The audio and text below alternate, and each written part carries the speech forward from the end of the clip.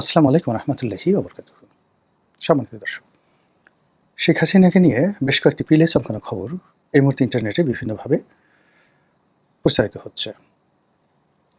ভারতের একটি অনলাইন গণমাধ্যম তারা বলার চেষ্টা করছেন যে শেখ হাসিনাকে উৎখাতের পেছনে ভারতীয় গোয়েন্দা সংস্থা তাদের একটা হাত ছিল এবং মার্কিন ডিপ স্টেটের যে থিওরি পলিসি অনুযায়ী যারা এই বাংলাদেশের রেজিম চেঞ্জের ব্যাপারে দায়িত্বরত ছিলেন, যেমন পিটার ডি হাস, ডোনাল্ড লু।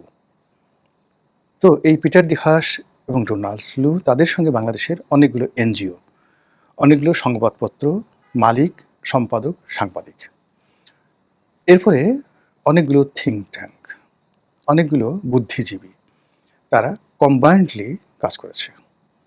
এরা কেউ হয়তো কোনো পত্রিকায় চাকরি করেছে, কেউ টেলিভিশনে চাকরি করেছে, কেউ হয়তো কোনো গবেষণা প্রতিষ্ঠানের সেই নাম করে মূলত মানুষজনকে এই রেজিমের বিরুদ্ধে, অর্থাৎ শেখ হাসিনা রেজিমের বিরুদ্ধে খেপিয়ে তুলেছে। এজন্য আমেরিকার যে ফান্ড, গোপন ফান্ড, মিলিয়ন মিলিয়ন ডলার তারা এই বাংলাদেশে বিনিয়োগ করেছে এবং বহু মানুষ আমাদের এই সমাজে ভদ্রবেশে তারা বসবাস করছে, বা যাকে বলা হয় এখন তাদের অনেকের মুখোশ খুলে গেছে।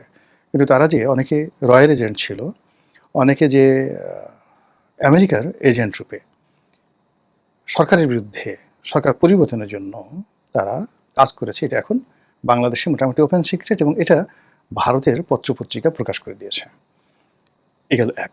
২ নম্বর হলো যে আমরা যেটা জানি বা আমরা মোটামুটি সবাই কনভিন্সড যে এখানে আমেরিকা, বাইডেন প্রশাসন তারা শেখ হাসিনার বিরুদ্ধে দীর্ঘদিন যাবৎ প্রচেষ্টা চালিয়ে আসছিল, এবং এই তাদের যে প্রচেষ্টাটা চলছে এটা আমরা প্রথম জানতে পারি ইমরান খানের মাধ্যমে। ইমরান খান যখন ক্ষমতাচ্যুত হন, তিনি তখন বলেন যে মিস্টার ডোনাল্ড লু নামক একজন কর্মকর্তা, তিনি পাকিস্তানের গোয়েন্দা সংস্থা আইএসআই এবং পাকিস্তানের যে সেনাপ্রধান এখন অসীম মুনির, তার আগে যিনি ছিলেন মিস্টার বাজওয়া, তো এদের একটা কম্বাইন্ড যে চক্রান্ত, সেই চক্রান্তের ফলে ইমরান খানের নির্বাচিত সরকার ফেল করে এবং তার বিরুদ্ধে একটা রাজনৈতিক কু তৈরি করা হয়। রাজনৈতিক কু এবং মিলিটারি কু একত্রেই তাকে ক্ষমতাচ্যুত করা হয়, কিন্তু সেখানে কিন্তু গণ আন্দোলন হয়নি। কিন্তু বাংলাদেশে যেটা হয়েছে সেটা হলো পাকিস্তানে যে ঘটনাগুলো ঘটেছে সেই ঘটনার সঙ্গে সঙ্গে আবার রাজপথে জনগণের যে সম্পৃক্ততা, এটা ইন এডিশন করা হয়েছে। সবচেয়ে ভয়ঙ্কর ব্যাপার হলো যে শেখ হাসিনা যাদেরকে বিশ্বাস করতেন, ঘনিষ্ঠভাবে বিশ্বাস করতেন, চোখ বুঝে বিশ্বাস করতেন, এবং মনে করা হতো যে এরা শেখ হাসিনা, সজীব ওয়াজেদ জয়, সাইমা ওয়াজেদ পুতুল, শেখ রেহানা তাদের একেবারে ঘনিষ্ঠজন, ডান হাত বাম হাত।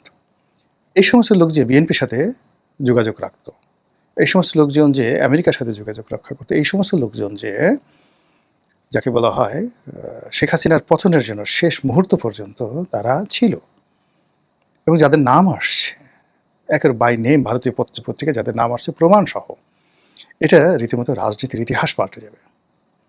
এই যদি হয় মুনাফিকি, মানে আপনি রাস্তা থেকে একজন লোককে ধরে আনলেন, সারা দেশের মানুষ যাকে সিসি করছে আপনি তাকে বুকে আগলে রাখলেন বিশ্বাস করে, সেই মানুষটি আপনার পতনের জন্য আপনার শত্রুপক্ষের সঙ্গে বৈঠক করছে, হাত মিলাচ্ছে, আর প্রতিটা মুহূর্তে ক্ষণে ক্ষণে আপনার সমস্ত কথাগুলো নিয়ে প্রতিপক্ষের কাছে বলে দিচ্ছে। ঠিক সেম ঘটনা শেখ হাসিনার ক্ষেত্রে ঘটেছে। এটা এখন মানে মোটামুটি যখন ভারতীয় পত্রিকা তথ্য প্রমাণ সহকারে বলছে, এবং এগুলো ইন্টারনেটে যখন বিভিন্ন ইউটিউবার, কন্টেন্ট ক্রিয়েটাররা দেশি বিদেশে তারা আলাপ আলোচনা করছে, এতে করে যারা রাজনীতির এখন যারা খেলোয়াড় কিংবা আগে যারা খেলছেন সবাইকে রীতিমতো কিংকর্তব্য বিমূঢ় করে ফেলেছে। আমরা বঙ্গবন্ধুর হত্যাকাণ্ডের সময়টিতে খন্দকার মোশতাকের বেইমানি দেখে আমরা হতবাক হয়ে যাই, কিন্তু খুব অল্প লোক জানেন যে আসলে তিনি কি পরিমাণ বেইমান ছিলেন এবং কোন পর্যায়ের বেইমান ছিলেন। কিন্তু তিনি যে ভারতের সাথে, মানে ভারত যে বঙ্গবন্ধুকে খুন করেছে এটা আপনারা কয়জন আত্মস্থ করেছেন, অথচ শেখ হাসিনা ভারতে আশ্রয় নিয়েছিলেন। আবার বঙ্গবন্ধু বলে গেছেন যে যদি আমার কোনোদিন কিছু হয় তোমরা তোমার মুস্তাক চাচার সাথে যোগাযোগ করো, এবং শেখ হাসিনা নিজে সেটা পরবর্তীতে বলেছেন, হুমায়ুন রশিদ চৌধুরীকে বলেছেন, তিনি তখন জার্মানিতে ছিলেন রাষ্ট্রদূত। তো তার কাছে যখন বললেন যে আমার বাবা বলে গেছে মুস্তাক চাচার সাথে যোগাযোগ করার জন্য, তখন তিনি আফসোস করলেন মনে মনে যে হায় আল্লাহ, যে মুস্তাক বঙ্গবন্ধুকে খুন করছে তার মেয়ে এখন আমাকে বলতেছে মুস্তাক চাচার কাছে কথা বলার জন্য। এই হলো বেইমানিদের ইতিহাস। আচ্ছা, বঙ্গবন্ধুকে যারা খুন করলো তাদের কথা বাদ, জিয়াউর রহমানকে যারা খুন করলেন, জেনারেল আবুল মঞ্জুর। এখন জেনারেল আবুল মঞ্জুর তো মানে জিয়াউর রহমানের খুব ঘনিষ্ঠ বন্ধু ছিলেন, ভীষণ রকম ঘনিষ্ঠ বন্ধু ছিলেন, অত্যন্ত ব্রিলিয়ান্ট। তিনি কেন এই কর্মের সাথে জড়িত হয়ে পড়লেন? এরকম অসংখ্য ঘটনা। তো শেখ হাসিনার যে পতন, সেই পতনের সঙ্গে যে ভারতের যোগাযোগ আছে, এটা আমরা অনেকেই কিন্তু প্রথম দিন থেকে বলে আসছি। এবং শুধু তাই নয়, আমি 2013-14 সন থেকে কিন্তু অন্ততপক্ষে অনেকগুলো টক শোতে এই কথাগুলো বলেছি যে বঙ্গবন্ধুকে যেভাবে ভারত সরিয়েছে, তাকে এটা শিক্ষা দেওয়ার জন্য এবং তার পরিবারকে, আওয়ামী লীগকে বাগে আনার জন্য। একইভাবে শেখ হাসিনাকেও ভবিষ্যৎ থেকে, ক্ষমতার থেকে যদি সরানো হয়, এই দিল্লি এবং এই মোদি তারাই করবে। এবং তার পতনের পর এখন নর্থ ইস্ট বা অন্যান্য যে সমস্ত পত্রপত্রিকা প্রকাশ করছে, কিন্তু আগস্ট মাসের 5-6 তারিখে একের পতনের দিনে আমি বললাম যে এই ঘটনাটা যেটা ঘটেছে তার সঙ্গে ভারতের হাত আছে। উনি ভারতে আশ্রয় নিয়ে আসেন, কিন্তু তাকে ভারত আশ্রয় দিয়েছে মূলত তাকে টাইট দেওয়ার জন্য, তাকে বোঝানোর জন্য, শেখানোর জন্য এবং তাকে ট্রাম্প কার্ড হিসাবে ব্যবহার করার জন্য। এখন যেহেতু ভারতের হাতে শেখ হাসিনা আছে, শেখ হাসিনার ভয় দেখিয়ে তারেক রহমান সাহেবকে দিয়ে অনেক কিছু করিয়ে নিতে পারবেন। অথবা তারেক রহমান সাহেব যদি কথা না শুনেন, শেখ হাসিনাকে সরি বলিয়ে তুমি তো এই কাজগুলো করেছো, বিপদে পড়লে তো মানুষ সবই স্বীকার করে। তিনি স্বীকার করলেন, হ্যাঁ, আমি যদি ভবিষ্যতে আবার ক্ষমতা ফিরে পাই, আমি আর এই সমস্ত কাজ করবো না, আমি চীনের কাছে যাবো না, চীন আমাকে তো রক্ষা করেনি, আমি মানে ভারতের অধীনস্থ থাকবো। এই দেশের মানুষের জন্য এত কিছু করেছি, এই দেশ তো আমার পাশে দাঁড়ায়নি, কাজে তোমরা যদি আমাকে ক্ষমতা বসো, আমরা তোমার পক্ষে থাকবো। তো এই যে তাকে দিয়ে আবার যদি বাংলাদেশে তাকে অনুপ্রবেশ করানো হয়, তখন কি ধরনের একটা ইতিহাস হবে? এটা ভারতীয় রাজনীতির এরকম একটা কৌশল। এবং এটা ভারত যেভাবে করছে, আমেরিকা যেভাবে করছে, যে এখন দেখেন বাশার আল আসাদকে এখন রাশিয়াতে পুতিন আশ্রয় দিয়ে রেখেছে। এবং যে কোনো সময় যখন ধরেন ইরান জয়লাভ করে, ইরান যদি জয়লাভ করে, তাহলে সিরিয়া 1 সপ্তাহে, বর্তমানে যারা ক্ষমতা আছে, 1 সপ্তাহ সিরিয়া তারা ক্ষমতায় থাকতে পারবে না। আমেরিকার পরাজয়ের পর ইরান মুহূর্তের মধ্যে সেখানে তাদের কর্তৃত্ব প্রতিষ্ঠা করে ফেলবে এবং সেই কর্তৃত্ব প্রতিষ্ঠা করার পর সেখানে বাশার আল আসাদ ফেরত আসবে। আবার দেখেন ইরানের যে রেজা শাহ পাহলভি, তিনি মারা গেছেন, কিন্তু তার ছেলেকে এখনও আমেরিকা লালন পালন করছে। এবং এখন পর্যন্ত সেই 1979 সন থেকে আজ অবধি তারা প্রাণান্ত চেষ্টা করে যাচ্ছে কন্টিনিউয়াসলি যে সেখানে একটা রেজিম চেঞ্জ করে তাদের যে পছন্দের মানুষ, সেই রেজা শাহ পাহলভি, তার ছেলে এখন যিনি আছেন, তাকে আবার ক্ষমতায় তারা বসাবে। তো এগুলো সাম্রাজ্যবাদী শক্তিগুলোর একটা কৌশল থাকে এবং সেই কৌশলটা ভারতীয় পত্রপত্রিকা প্রকাশ করে দিয়েছে। এ গেল এক। 2 নম্বর হলো যে বর্তমান সরকার সেই ইউনূস সরকারের মতোই শেখ হাসিনাকে ফেরত দেওয়ার ব্যাপারে কথাবার্তা বলছেন। আর এই সকল কথাবার্তা শুনে ভারত, আচ্ছা ঠিক আছে দেখি, আমরা গবেষণা করি ফেরত দেওয়া যায় কিনা, হাও বলছে না, নাও বলছে না, এটা নিয়ে আওয়ামী লীগকে ভয় দেখাচ্ছে। আওয়ামী লীগের সঙ্গে আরো বেশি করে বার্গেনিং করতে পারছে যে এই তোমাদের তো আমাদের যদি এই ধরনের কথাবার্তা ভবিষ্যতে যদি মানে আমরা তোমাকে সাহায্য করি, ক্ষমতা আনি, তোমাকে আনি, পুতুলকে আনি, জয়কে আনি, যাকেই আনি না কেন, আমাদের স্বার্থগুলো কি, এই কথাগুলো আগে দস্তখত দাও। যেমন ধরেন 71 সনে বঙ্গবন্ধুর সঙ্গে ইন্দিরা গান্ধীর গন্ডগোল হলো কেন? যেটা আমি আসলে ওই ইসলামিক মাইন্ডেড যারা খুব ঘনিষ্ঠ, মানে খুব উঁচু মার্গের বুদ্ধিজীবী সাংবাদিক, একসময় ইনকিলাবে ছিলেন অধ্যাপক আব্দুল গফুর সাহেব, আমি তার মুখে এই কথাটা শুনেছি। ওনারা সবাই বঙ্গবন্ধু, তাজউদ্দিন সাহেব, এদের সঙ্গে মানে খুব ঘনিষ্ঠভাবে তাদের সম্পর্ক ছিল। তো তাদের কাছ থেকে আমার এই কথাগুলো শোনা। তো যেটা হলো যে বঙ্গবন্ধু তো পাকিস্তানের কারাগারে, আর মুক্তিযুদ্ধ চলছে, তাজউদ্দিন সাহেব প্রবাসী সরকারের প্রধানমন্ত্রী, কলকাতাতে থাকেন। অন্যদিকে এখানে যুদ্ধ চালাচ্ছে সেনাবাহিনী, ভারতীয় সেনাবাহিনী, এখানে মুক্তিযুদ্ধরা আছে, তারা যেন আবার কমান্ডের বাইরে না যায়, এই জন্য আলাদা একটা মুজিব বাহিনী করে দেওয়া হয়েছে।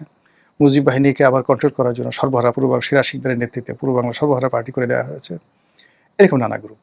আবার প্রবাসী সরকারের মধ্যে শেখ কামাল, ফজলুল হক মনি, এদের নেতৃত্বে একটা গ্রুপ করে দেওয়া হয়েছে যেন তাজউদ্দিনকে সবসময় চাপের মধ্যে রাখে। আবার ওদিকে খন্দকার মুশতাক, তারা পাকিস্তানের এজেন্ট হয়ে সেখানেও তাজউদ্দিনকে একটা চাপের মধ্যে রাখা হয়েছে। ফলে এই চাপের মধ্যে পড়ে ইন্দিরা গান্ধী যেভাবে দিল্লিতে মানে খন্দকার মানে যাকে বলা হয় তাজউদ্দিন আহমেদ, সৈয়দ নজরুল ইসলাম, ক্যাপ্টেন মনসুর, তারা যখন ইন্দিরা গান্ধীর সঙ্গে দেখা করতে গেছেন, তাদের সামনে যে পেপারগুলো দেওয়া হয়েছে, এইগুলো সাইন করো, তারা ওইগুলো সাইন করা ছাড়া এর বাইরে একটা শব্দ করার মতো অবস্থা তাদের ছিল না। পরবর্তীতে যখন স্বাধীন বাংলাদেশ হলো, বঙ্গবন্ধু আর আসলেন এবং তাজউদ্দিন সাহেব যখন ওই যে তার সঙ্গে যে স্বাক্ষর করা যে MOU, এটা তার সামনে দেওয়া হলো এবং তিনি দেখলেন যে বাংলাদেশের পররাষ্ট্র বিষয় আজ যেমন আমেরিকার সঙ্গে একটা গোলামী চুক্তি হয়েছে, এর চেয়ে জঘন্য একটা গোলামী চুক্তি তখন ভারতের সঙ্গে হয়েছিল প্রবাসী সরকারের। বঙ্গবন্ধু সেটা টেনে কুচি কুচি করে ছিঁড়ে ফেললেন। এই যে ইন্দিরা গান্ধীর সঙ্গে তার যে সম্পর্কটা নষ্ট হয়ে গেল, প্রথম সম্পর্কটা হলো তিনি তো প্রথমে একেবারে তাকে অপ্রস্তুত করে দিয়ে যেভাবে বাংলাদেশ থেকে ভারতীয় সৈন্য সেখানে তিনি ফেরত পাঠাতে বাধ্য করলেন। আর দ্বিতীয়ত হলো যে মুক্তিযুদ্ধকালীন সময় আজউদ্দিন সাহেবের সাথে যে চুক্তিটা হয়েছিল, যেটা পরবর্তীতে বঙ্গবন্ধু অ্যাপ্রুভ করবেন, সেটা না করে তিনি যখন সেটা ছিঁড়ে ফেললেন। তৃতীয়ত হলো যে ওআইসি সম্মেলন হলো, সেখানে বঙ্গবন্ধুকে নিষেধ করা হলো আপনি যাবেন না, তিনি জোর করে সেখানে গেলেন। এই তিনটি ঘটনায় বঙ্গবন্ধুর মৃত্যু মোটামুটি নিশ্চিত হয়ে গেল। ভারত তারা যে দাবিদারি আশা করছিল শেখ মুজিবুর রহমানের কাছ থেকে, সেটা তারা পায়নি। সেম ঘটনা শেখ হাসিনার ক্ষেত্রে। শেখ হাসিনা মনে করতেন যে তিনি ভারতকে দিচ্ছেন, ভারতকে তিনি যা দিচ্ছেন ভারত জীবনে সেটা আর কারোর কাছ থেকে পাবে না। আর ভারত মনে করতো যে ও আমাকে কি দেবে, ওকে তো ক্ষমতায় বসিয়েছে, আমি সে দিল্লির দাসী, আমাদের জাস্ট স্লেভ, আমরা যা বলবো তাই সে করবে। আর সে বলল যে না, আই এম দ্য কুইন, আমি দ্য এমপ্রেস, আমি সম্রাজ্ঞী, আমি ভারতকে ট্রানজিট দিচ্ছি, এটা দিচ্ছি, দয়া করছি। তো দুজনের এই যে মনস্তাত্ত্বিক জায়গাতে যখন শেখ হাসিনা দেখলেন যে তিনি আর পেরে উঠছে না, তখন তিনি বন্ধুত্ব করার জন্য ফ্রান্স ছুটলেন, বন্ধুত্ব করার জন্য রাশিয়া ছুটলেন, বন্ধুত্ব করার জন্য চীন ছুটলেন। এটা ভারত পছন্দ করেনি। কিন্তু ভারত এই মুহূর্তে কিছু করতে পারছে না। এর কারণ হলো 2014 থেকে কন্টিনিউয়াসলি সে যে একতন্ত্র প্রতিষ্ঠা করে, স্বৈরতন্ত্র প্রতিষ্ঠা করে, যেভাবে দল, সরকার, রাষ্ট্র, বিচার বিভাগ, সংসদ সব ক্ষেত্রে যে এক ছত্র আধিপত্য প্রতিষ্ঠা করে ফেলেছিলেন সারা দুনিয়াতে, ওই ক্ষমতা কেবলমাত্র উত্তর কোরিয়ার যে নেতা কিমের সঙ্গে তার তুলনা করা যেত। এমনকি পুতিনও তার মতো এতটা ক্ষমতাধর ছিলেন না। ফলে ভারত আসলে প্রাণান্তভাবে শেখ হাসিনাকে আসলে নিয়ন্ত্রণ করতে পারেনি। তারা চেয়েছিল এই যে বঙ্গবন্ধুর জন্মশতবার্ষিকী হলো, সেই জন্মশতবার্ষিকীতে যেখানে মামুনুল হক মানে ওই যাকে বলা হয় ওই সময়টাতে যে বিরাট আন্দোলন গড়ে তুললেন ইসলামপন্থীরা, বঙ্গবন্ধুর জন্মশতবার্ষিকীর যে সমাপনী অনুষ্ঠানে প্রধান অতিথি হওয়ার জন্য নরেন্দ্র মোদী আসলেন। শেখ হাসিনা চান নাই নরেন্দ্র মোদী আসুক, কিন্তু তিনি বলতে গেলে বেহায়ের মতো তিনি আসছেন, জোর করে তিনি আসছেন। এই জন্য তাকে একটা শিক্ষা দেওয়ার জন্য শেখ হাসিনা মূলত রাজপথকে গরম করলেন ডিজিএফআই দ্বারা, এবং সেখানে ডিজিএফআইয়ের পরামর্শে কিন্তু এই বায়তুল মুকাররমের উত্তর গেটে আন্দোলন শুরু হয়েছিল, এবং সেই আন্দোলনকে আবার ডিজিএফআই ম্যানেজ করার জন্য মামুনুল হককে এনেছিল। উনি তখন জগন্নাথ কলেজে ছিলেন। এরপরে ঘটনা তো আপনারা সবাই জানেন, উনি নিজেও এই কথাগুলো বলেছিলেন। তো সব কিছুর মধ্যেই সরকারের একটা যাকে বলা হয় ব্যাড গেম ছিল, যেটা ভারত বুঝতে পেরেছিল। ভারত শেখ হাসিনাকে একটা শিক্ষা দিতে চাচ্ছিল, এবং শেখ হাসিনা বুঝছিল যে আমাকে একটা শিক্ষা দেবে। তিনি তখন ওই যে বেইজিংয়ে ছুটে গিয়েছিলেন, কিন্তু তিনি যদি ওখানে বেইজিংয়ের সঙ্গে একটা চুক্তি করে আসতেন, যেইভাবে তারা চেয়েছিল সেইভাবে করে আসতেন, তাহলে কিন্তু তিনি টিকে যেতেন। কিন্তু তিনি তার ওই যে তার যে আশেপাশে সব ভারতের দালালরা ছিল, রয়ের এজেন্টরা ছিল, তারা তাকে বুঝেছে যে আপা আপনি তো এই কাজ করেন, এখানে যদি চীনের সাথে করেন ভারত শূন্য পাঠিয়ে আপনাকে ধরে নিয়ে যাবে, আপনার গোপন কথাগুলো বলে দেবে, তার সাথে আপনার যা যা হয়েছে এই জিনিসগুলো সব প্রকাশ করে দেবে, বাংলাদেশ রাখতে পারে না। এই ভয় দেখিয়ে দেখা গেল যে সে চীনকেও রাজি করতে পারলো না, ভারতকে রাজি করতে পারলো না। ওদিকে আমেরিকা শত্রু হয়েছিল, এবং নিয়তির যে নির্মম পরিহাস, সেই নির্মম পরিহাসে তিনি ক্ষমতা হারালেন, এবং যাদের কারণে ক্ষমতা হারালেন তাদের বাড়িতে তাকে আশ্রয় নিতে বাধ্য হলো। ফলে এখন প্রশ্ন আসছে যে তিনি কি ভারতে গৃহবন্দী, নাকি তাকে অ্যারেস্ট করে রাখা হয়েছে? ভারত কি তাকে বাংলাদেশে ফেরত পাঠাবে? তারেক রহমান সাহেবকে উপহার হিসেবে বন্দী শেখ হাসিনাকে প্রত্যার্পণ করে তারা কি আওয়ামী লীগের একটা শিক্ষা দেবে? এই বিষয়গুলো নিয়ে কিন্তু এখন আলোচনা হচ্ছে। রাজনীতির শেষ বলে কোনো কথা নেই, কোনটা যে হবে আমরা এখন পর্যন্ত বলতে পারি না। মহান আল্লাহ আমাদের সবাইকে হিদায়াত দান করুন এবং হেফাজত করুন। আসসালামু আলাইকুম রহমতুল্লাহি ওয়া বারাকাতুহু।